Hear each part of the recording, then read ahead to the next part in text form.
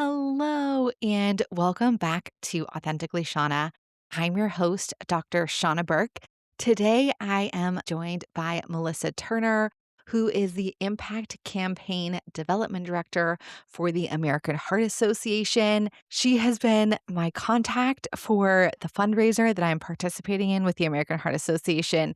And in true Shauna fashion, I wanted to give you guys some information about the American Heart Association, what they're doing, and how the money that I'm fundraising for is impacting women's heart health. So, Melissa, welcome to the show. Thank you. I'm so happy to be here with you. So, let's talk about the American Heart Association. What Okay. is the American Heart Association and how did it start? And let's talk a brief history of where it started and where it's going. Before the American Heart Association existed, people with heart disease were thought to be doomed to imminent death or bed rest. It was really a death sentence. But in 1924, six cardiologists in Chicago got together and they created the American Heart Association. The prevailing belief at that time was heart disease was untreatable. They came together and transformed into a professional society, um, into a voluntary health organization by 1948. So it started with cardiologists looking to combat the belief that heart disease was untreatable. They were a professional group, and then it transformed into a voluntary health organization in 1948. And what has shifted or what has the how has the focus shifted since 1948?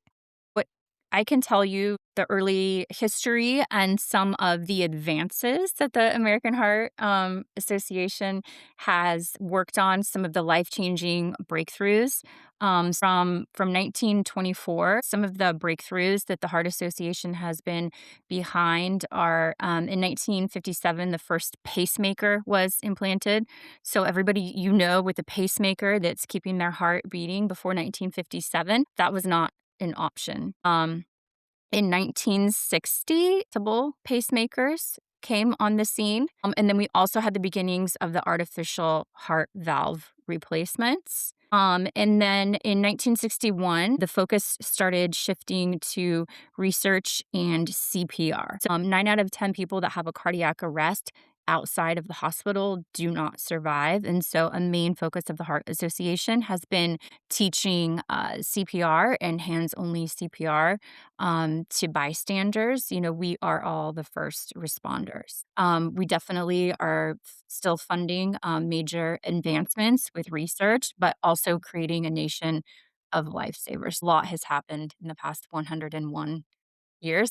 I wanna talk more about the research aspect. Do you know a little bit more about the history of how research became part of the American Heart Association? I believe that would be when we turned into a voluntary health organization and became a nonprofit. A large portion of our fundraising each year goes to research, and we are funding early investigators early in their careers. The research investigators will apply for grants, and the American Heart Association is a huge supporter of early researchers. We have a couple of Nobel Peace Prize recipients that have used our funds for their research. So we're really proud of funding research. And then I personally work with a volunteer who early in his career received funding from the Heart Association and is always willing to pay it forward, which we love. And so the recipients of that, they take it through their careers. Let's chat about the Go Red campaign and specifically the Women of Impact campaign, which I'm participating in this year. What is it and what are we raising money for and how does that impact heart health and very specifically women's heart health? Absolutely. Well, women are not little men, which we have been hearing. If you're on social media, listening, digesting information about women's health, that's a common topic. But the American Heart Association has been ahead of this. I don't know if the right word is trend, but ahead of this important movement to provide funding for women's research.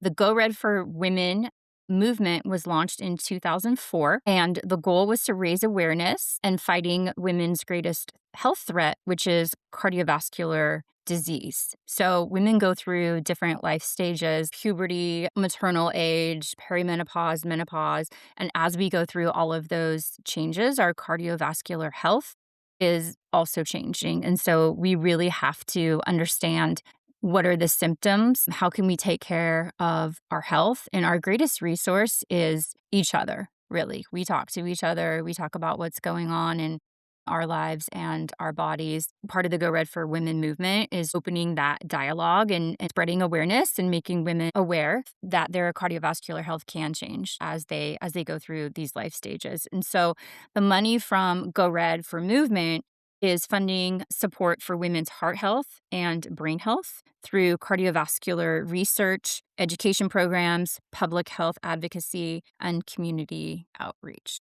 And let's talk about how women's heart health is different from men's heart health. I know you mentioned it briefly, but let's talk a little bit more details because I think there's so much misinformation or non information. Most people have no idea that women have different cardiovascular challenges than our male counterparts. Women and men, if they have a heart attack, they're gonna have different symptoms than a man. I think we see on TV, frequently a man, clutching his chest with extreme pain and falling down. It's very different for women. Women can experience a heart attack and have symptoms for days beforehand. I know this through working at the Heart Association and then through talking to volunteers who have experienced this as well. When you speak with somebody that has had a heart attack, a woman, you remember what they're telling you. The symptoms that women frequently experience are more subtle. They're not necessarily chest pain symptoms, and the risk is higher post menopause and after pregnancy complications. So if you're in one of those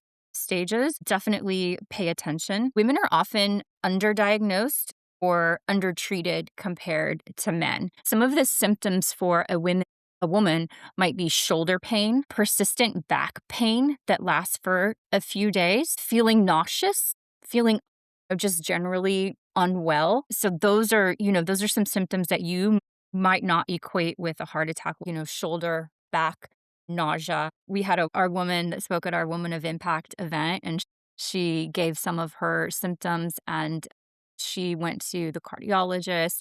And you'll probably remember, Shauna, he turned her away and said, "You're really healthy. You're, playing tennis every day. You're walking 10,000 steps a day. There's nothing wrong with you. Go home." And she had to be very persistent and take charge of her own health. And they completely misdiagnosed her, and she was having a heart attack. She had a blockage that required immediate surgery. If you look healthy, if you're young, if you appear to be fit, it's almost like you have to advocate even more for your own health if you feel like something is wrong. And so that's what the women that we get to speak with, that's what they share too, is if you feel like something is wrong, if you're feeling unwell. I think she also shared, she could barely walk at that point without being tired. And she said, something is wrong with me. And so they were looking for all of these different potential causes. And the truth is that she was having a heart attack. In graduate school, we had talked about different symptoms and how different body parts, we call it referral pain. And something that stuck out to me, again, when we were talking about hearts, was how many places the heart can quote unquote refer pain to different places. And as physical therapists, we're trained to figure out how to determine whether the cause of your pain is coming from the musculoskeletal system. Is your pain coming from movement? If it's movement related, well, then we treat it as physical therapists. And if it's not, then we send you back to probably your referral source or another provider because your pain is not coming from movement. I had to have a lot of education in order to understand that organs don't necessarily have the ability to produce their own pain signal. And so they are going to send that message out to their neighbors. And that's how a lot of actual organ complications are diagnosed, is because they present as something happening in the musculoskeletal system. And then you do a musculoskeletal assessment and realize it's not coming from movement. Well, that's so interesting. So somebody comes to you and you Mhm. can refer them back and say, it's not your It's not your shoulder. musculars. Yeah, I've it's checked her range of something. motion, her strength, Yeah. movement patterns. Nothing is being brought on by the things that are in my wheelhouse to treat with. I'm gonna Mhm. send her back to do other testing because this I'm not the right provider for this person. That's so interesting. The volunteer I'm thinking of that had the shoulder pain, she had gone to yoga, which she did frequently, but then she thought, I'm really sore from my yoga class. I must have like tweaked it in yoga. And I think she was in her 40s. And so that persisted and persisted until she finally went in and it was a heart attack. So that's very interesting that you see that in your practice too. Sometimes it is hard to tease out what the factors are because, like you just said, she went to yoga and you can do something funky and go, I don't know, that maybe I did do something funky. And then you have to realize, okay, this is not a musculoskeletal issue anymore. This is something different. But those are hard factors to tease out, absolutely. Which is why I think so many women have cardiovascular complications, is because it's very easy to associate it with another body region and think that that's what the cause is. The American Heart Association has a really great video that you can find on YouTube, and it's called Just a Little Heart Attack. And Elizabeth Banks stars in it, and she's so great. And it's in the morning, and she's getting her kids off to school and making lunches and throwing sandwiches and slapping peanut butter on some bread, and the dogs like everything is chaos. And she's having a heart attack, and she doesn't realize it. She feels nauseous, she's sweating, and her son, who learned about the signs of a heart attack at school, he said, Mom, I don't think you're okay. I think you're having a heart attack. And she's like, No, I'm just stressed. I'm just busy. She's also like trying to get off to work and everything. So I think that's, if anybody wants to check that out on YouTube, that's a really great example of the signs and symptoms of a heart attack in a woman. So that's a good one. Let's talk about CPR because I know that's a big part of the American Heart Association. It's who I have my CPR training through. How has it changed and where can people learn the most up to date techniques? I did my first CPR training when I was in middle school, and it's changed even throughout the course of my lifetime the rhythm, how much, how often, all of those factors continue to change. So tell us more about how the American Heart Association has been a part of that and how people can get the most up-to-date information. So this is a really exciting part of the Heart Association's work. This is where we're in the community and we have a 2028 impact goal of creating a nation of lifesavers where at least one person in every family knows how to do hands only CPR, because 9 out of 10 times when you have cardiac arrest or heart attack, you're going to be at home. You're going to be with your friends and family. CPR has changed a lot. We offer CPR courses, full CPR certifications. You can go to cpr.heart.org for all of that information. But what we're doing in the community and with our volunteers and the companies we work with is we are now emphasizing high quality, fast, deep compressions with hands only CPR and AED use and new choking and infant techniques. So, what that means is if somebody collapses, the first thing you want to do is call 911, and you want to direct somebody to call 911. I could say, Sean, you in the red sweater, you call 911 instead of just saying somebody do it, because people are going to be looking at their phone. Some people are going to be filming. And it has to be a direct, you in the yellow hat, call 911. Let them do that, because we want professional medical help to arrive as fast as possible. But in the meantime, every second counts literally. So another person starts deep, fast, hard chest compressions. And you might break a rib, that can happen. But the reality is if somebody is having a heart attack or a cardiac arrest, you cannot hurt them worse than them dying. What you do can save their life, it cannot hurt them worse. And I don't know where all of your audience members live and listen, but in California, we have Good Samaritan laws that can prevent us from getting in trouble for performing hands only CPR. One person calls 911, one person starts hands only CPR immediately.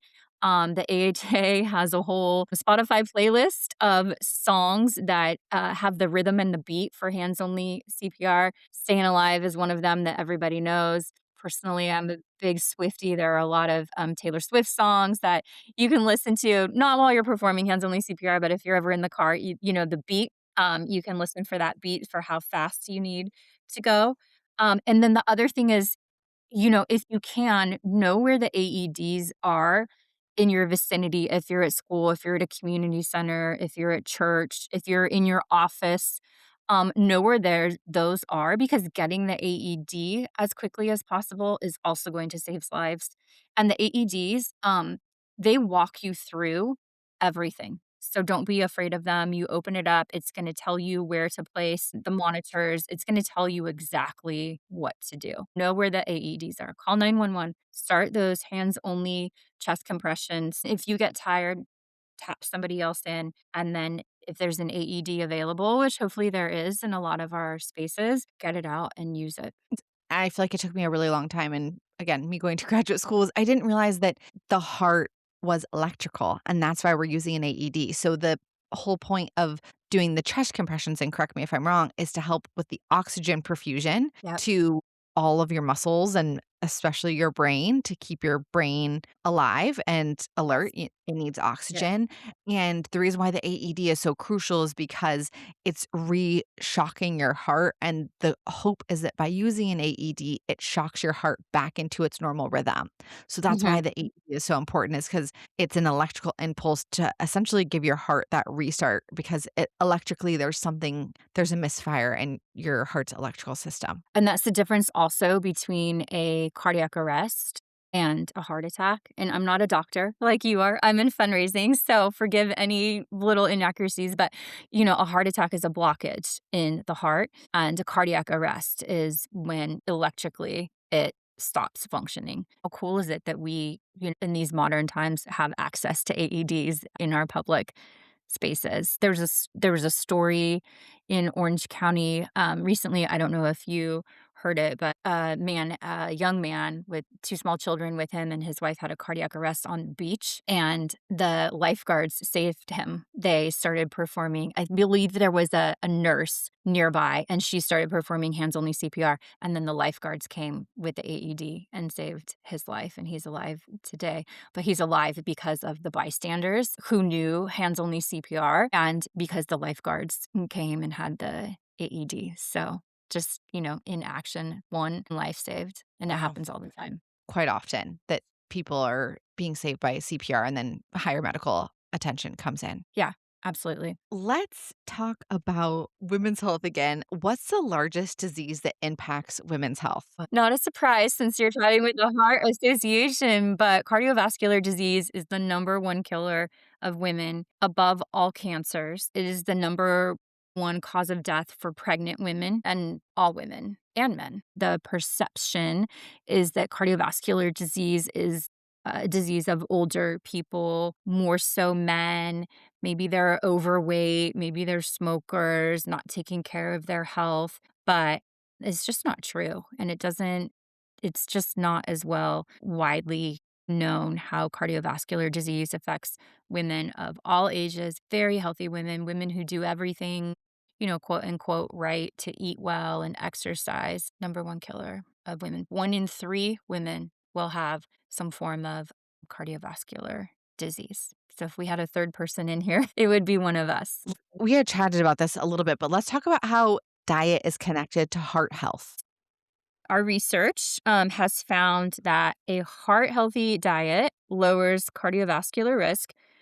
And a heart healthy diet is a diet that focuses on nutrient dense foods like fruits, vegetables, whole grains, lean proteins, and healthy fats. And also, you want to limit things like sodium, added sugars, saturated fats, and processed foods. So, this pattern of eating can help manage blood pressure, cholesterol, and your weight. It's simple, hard to do in all our fast-paced lives where we're running to different meetings and we're all so busy and in the car, so it's easier to grab sometimes a prepackaged processed food. But I think we all kind of know deep down that, like, the apple is healthier than the bag of salty pretzels, or we need our vegetables, fiber is huge. This is a shift I see everywhere of not such strict dietary rules, but really eating whole foods, fruits, vegetables, lean proteins, that can help you manage blood pressure, cholesterol, and your weight. The Heart Association has something called Life's Essential 8, and you can look that up also on heart.org. I have a list somewhere. I won't remember all 8 off the top of my head, but it's looking at sleep, nutrition, movement, which I know is one of your big platforms. We have our Kids Heart Challenge. We're in elementary schools nationwide. This program used to be called Jump Rope for Heart, but Mm. now it's called Kids Heart Challenge, and we're really emphasizing movement from a very early age to have a healthy heart. So movement, absolutely. The heart is a muscle, and so the more we're strengthening it with weight training, movement, even walking, we're strengthening the heart and we're helping decrease our chances of heart disease. So nutrition and movement are both essential to a healthy heart. What are 3 simple things that people can do to start tracking their heart health and make improvements in their heart health? One, we have a program called Know Your Numbers. So, know your blood pressure, and the guidelines are online, but you need to know if your blood pressure is optimal, if you're in a little bit of a yellow zone or a little bit like the numbers are pushing up higher, or if you need immediate medical attention or medication. Knowing your numbers is very important, and the Heart Association has a program called Libraries with Heart that we're very proud of, where people can go into a library and check out a blood pressure monitoring device, take it home, monitor their blood pressure, and if it's elevated, they can then see, okay, these are the doctors in your area, or this is the next step that you need to take, because I think blood pressure is very, very important, knowing your rate and then keeping track of it. So then start some of those, if medication isn't needed, okay, maybe it's time to start eating more whole foods, going on a walk every day, jumping on that Peloton, whatever it might be, and then keeping track, like monitoring your blood pressure, see if it comes down. And if you do have the ability to check it out or kind of monitor it outside the doctor as well, I know for me, the minute I go to the doctor, I sit down and my blood pressure is elevated. Make sure you're doing your annual checkups. Make sure that you are speaking with your doctors about anything that feels off. Sleep, make sure you're getting that recommended amount of sleep, and everybody's different in the sleep that they require to feel good. Sleep is again part of life's essential 8, but yeah, make sure you're getting enough sleep. Sleep, the more research that's being done is hugely impactful on our overall health. I don't know if I love the sleep monitoring wearables. Some people love them, some people don't. I think if it works for you and you can monitor it that way, that's wonderful. I know a lot of the physicians we work with wear wearables at night. For me, it gives me anxiety. So I don't think it's healthy for me, and I've had doctors tell me don't wear it. But, move your body, sleep, and eat whole foods. Those are 3 things you can absolutely do, and then track your blood pressure. Get your cholesterol taken at the doctor. Get it taken when you're young, because I know people personally that have very high cholesterol that go to Orange Theory 4 times a week and eat really healthy food. It's just genetic. And so you need to look at that too. Is there anything else that the American Heart Association does or any other initiatives that you guys are a part of that you wanna share? One thing that we haven't talked about today is nicotine. Mm. The Heart Association, we talked about research and funding young investigators, but also we are involved in advocacy. And one of the main things that we advocate against is smoking and advertising nicotine and vaping to minors. We're involved in passing legislature and supporting legislature to not advertised to children, so no billboards for vaping close to schools, things like that. Can we talk about what you're doing? Because you're doing such an amazing thing with Women of Impact, and I don't think we have chatted enough about that. One of the reasons why I signed on to be a woman of impact and to raise funds for the American Heart Association was because there was agency in how to fundraise. There is no, you have to do this, you have to do that. It's, hey, we're raising funds for women's heart health research. What does that look like for you? And so for me, what I wanted to bring to the table was how do I talk about movement? Because Movement is a big part of heart health. We aren't taught proper biomechanics and how to actually move our bodies. Our physical education classes are just do it. There's not a lot of instruction, which I get because you're in a big group and there's lots of kids. But most of us don't know movement mechanics. And it took me getting a doctorate in order to learn proper movement mechanics. I got some from a yoga teacher training and I got some from dance classes. But to have the foundational movement mechanics, I had to get a doctorate. One of my main missions in life is how do I take this information that required me to get a doctorate and how do I make that common knowledge? Because I don't believe that you have to have a doctorate in order to understand basic human biomechanics. I hear this all the time. I've been going to an exercise class, but squats and lunges, they hurt my joints. I've figured out some easy ways in order to tell people how their biomechanics work so that these things become easeful in their joints. And that's not a barrier to entry for exercise. I'm teaching a class, teaching basic mechanics of squats, lunges, sitting to standing. And the goal is that you can do it in your own house. So I teach it from my kitchen to your kitchen. It's going to be online. There are so many things you can do from your kitchen sink. Is there Okay. anything else that the American Heart Association does that we haven't chatted about that you wanted to add in? We are the second largest funder of heart research outside of the government. And so the government is cutting back on funding science and research. And so what we're doing is even more important right now. That's what I'm proud of. And that's what you're a part of with Go Red for Women. The Woman of Impact campaign that Shauna is participating in rolls up to our Go Red for Women movement. And so historically, 1% of research has focused on women's bodies. And so that's what we're looking to change.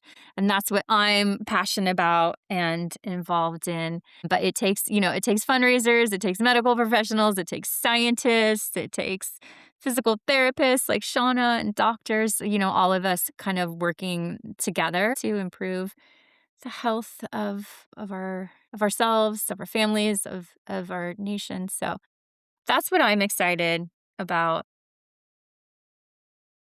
I wanted to say if you would like to donate to the American Heart Association, I'll put a link in the show notes, which will be good until April. And then if someone's listening to this past that April date, what's another good way for people to donate to the American Heart Association? So Shauna's campaign is good through April 9th at 9 p.m. It's a 9-week fundraising campaign. And if they want to donate past that, we can put another link in the notes here.